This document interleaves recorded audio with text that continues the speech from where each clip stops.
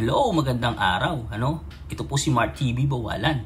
Kung saan pag-usapan po natin yung nangyari kanina sa Congress hearing, kung saan tinalakay po ang fake news, mga fake news peddlers, na kung saan ang halos lahat ng DDS vloggers, ay umamin na sila po'y nagpapakalat at naggagawa ng fake news dahil wala pong kredibilidad at wala rin po silang hawak na ebidensya.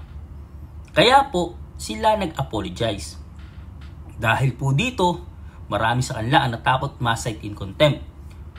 Lalong-lalo na yung mga vloggers na nakita natin sa ebidensya na pumunta pa sa China.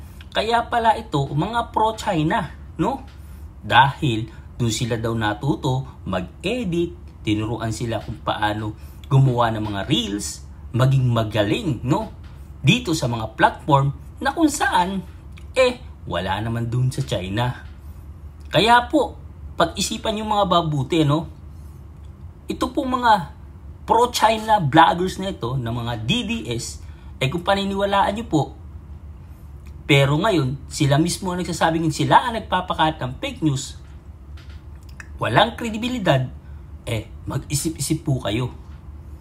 Ito po si Mark TV Bawalan, nagsasabi sa inyo, sana paniwalaan nyo yung totoo at nagsasabi yung tapat. Pero hindi itong umaamin na sila ay mga fake news. Kaya sa mga kaibigan ko at mga kapatid ko, mga pro-admin, tuloy lang natin ang laban.